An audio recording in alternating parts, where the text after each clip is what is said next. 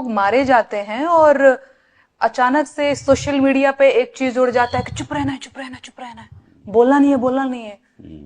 हमको भी लगता है ठीक है 5-10 मिनट चुप हो जाते हैं, लेकिन होता क्या है 3-4 दिन बाद मुद्दा भूल जाते हैं लोग। जैसे बालासोर में रेल दुर्घटना हुआ जी, वहां पे हमने देखा कि रेल मंत्री जी इतनी सारी लाशें ऐसे बिखरी हुई हैं और वंदे मातरम का नारा लगा रहे हैं। आप बोलिए ना राम नाम सत्य है, कपिल इतने सिब्बल के सारे साथ लोग मारे गए नेहा सिंह हैं। राठौर वहां पर भी बातचीत इतनी में। बड़ी घटना, कुंभ में दुर्घटना हो गई, चुप रहो चुप रहो चुप रहो चुप रहो, लोग मरे हैं, हिंदू मरे हैं। बोलना कब है, कब आएगा वो उचित समय जब सवाल पूछना है सरकार से।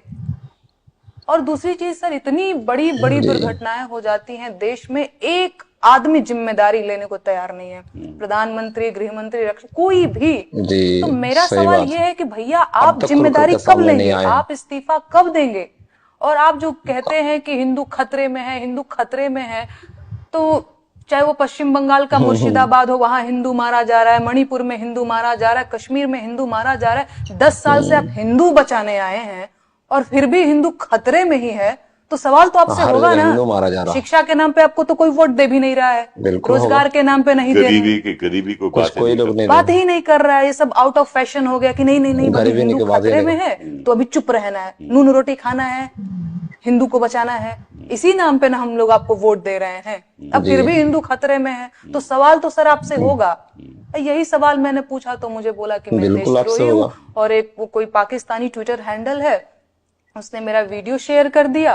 तो उस वीडियो तो कहीं से भी शेयर हो सकता है। वीडियो के क्या है, वो तो यूट्यूब चैनल तो दुनिया में चलती है ना, तो कहीं से भी शेयर हो सकता है। उसमें ऑल इंडिया आपकी क्या गलती है? पूरी जी सर, दुनिया में मैंने भी चलती है, वही बोला ऑल कि इंडिया सोशल थोड़ी मीडिया चलती की है। तो कोई सीमा है नहीं, वो तो सार्वजनिक है। कोई अमेरिका में शेयर कर सकता है, लंदन में कर सकता है, कोई कुछ भी कर सकता है। Correct. हाँ, तो और सर इसमें मेरा ये भी सवाल है कि ठीक है, पाकिस्तानी कोई ट्विटर हैंडल मेरा शेयर कर दिया, मैं देशद्रोही हो गई। प्रधानमंत्री जी पाकिस्तान में बिरयानी खाने जाते हैं, फिर भी वो देशभक्त बने हैं। अनुराग ठाकुर जी, शाहिद आफरीदी जो वहां का क्रिकेटर, आए दिन हिंदुस्तान के बारे में जहर उगलता रहता है, जी। उसके साथ बैठ करके आप क्रिकेट देख रहे हैं।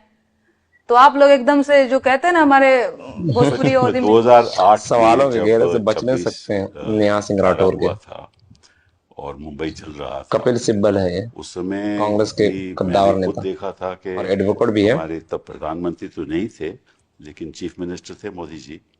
तो उन्होंने उस समय जब ये सब हो रहा था, भाषण दे रहे थे और सवाल पूछ रहे थे, तो वो भी तो सरकार से सवाल पूछ रहे थे ना। जी, जी। हाँ, वो हम तो नहीं, हमने तो किसी ने कभी नहीं कहा कि वो देशद्रोही हैं। उनका हक था सवाल पूछने का।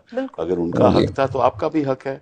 बिल्कुल सर, बिल्कुल हक है ना। तो हक तो दोनों का, हर सिटीजन का, पूरे देश नागरिक का का हर एक बराबर नागरिक का का होना हक है। चाहिए ना। बिल्कुल बिल्कुल बिल्कुल। मेरा भी हक है, मैं भी वकालत करके सवाल पूछता हूँ, सरकार से सवाल पूछता हूँ, मैं देशद्रोही तो नहीं हो जाता। तो बिल्कुल देशद्रोही का इस तरह से उपयोग करना, बीएनएस के द्वारा उपयोग करना, इसका मतलब यही है कि सरकार नहीं चाहती कि कोई भी उनके विरुद्ध कोई बयान दे, और उनका मतलब कि कानून के द्वारा, प्रेशर के द्वारा, मतलब कि 10 करोड़ मैं आपको दे दूंगा या ऐसा कुछ है। तो ये तो मतलब ये तो लोकतंत्र के बिल्कुल खिलाफ है ना। ये मतलब आप कहते हैं कि बिल्कुल खिलाफ यूपी है। में काबा जी, तो क्या मतलब, इसका मतलब क्या है? बिल्कुल। मैं सर आपको 2 यूपी लाइन में काबा। गुनगुना करके भी बताना हाँ, चाहूंगी हाँ। कि खत्म रोजगार बा, बाबा के सरकार बा, हाथ रस के निर्णय जो हत लड़की के परिवार बा। कहा बा? अरे मंत्री के बेटवा बड़ी रंगदार बा, किसानन के छाती पे रौंदत मोटर कार बा, ए चौकीदार बोला के जिम्मेदार बा। कहा बा? कोरोना से लाखन मर गईले, लाशन से गंगा भर गईले, टिकठिया कफन नोचत कुकुर बिलार बा। ए बाबा का बा? अरे राम राज के झांकी बा, काशी मथुरा बाकी बा, गोरखपुर में खून से रंगल गोतल पूरा खाकी बा। अरे का बा? जिंदगी झंड बा, फिर भी घमंड बा। तो ये सवाल है सर, और इसमें कई सवाल जुड़े इसमें कई सारे सवाल हैं, चाहे वो हाथरस वाली बात हो गई, चाहे जैसे कोरोना कई में सवाल जुड़े इतने हैं। सारे लोग मर गए ऑक्सीजन के अभाव में। मेरी अपनी सास, रेमडेसिविर उनको नहीं मिला, वो मर गई। और सच में गंगा के किनारे लाशें ऐसे ही बिखरी पड़ी थी, और कफन सर आप समझते होंगे जो उड़ाया यहाँ वो कुत्ते बिल्ली नोच करके खा रहे थे। हाँ, ये दृश्य हमने देखा कोरोना में।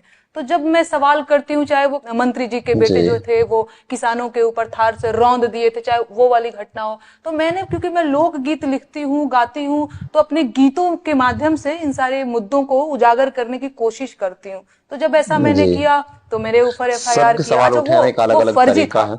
अच्छा। हाँ, वो फर्जी था।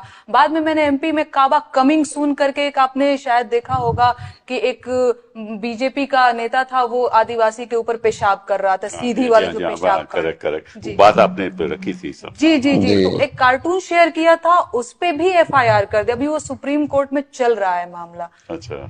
तो मुझे तो, आप तो विधि विशेषज्ञ हैं और आप ज्यादा जानकार हैं, तो मुझे आपसे भी जानना है कि इस तरीके से तो मैं बहुत परेशान हो जाऊंगी। मैं में सवालों से भारत सरकार और खास करके भारतीय जनता पार्टी डरती है और सवालों से बचती है और सवालों का जवाब नहीं देना चाहती है, और वो अपने नाकामियों को छुपाने के लिए ऐसा करती है, जिसको पूरी तरह से नकारा जाना चाहिए और जिसकी कोर्ट में सुनवाई भी अभी चल रही है।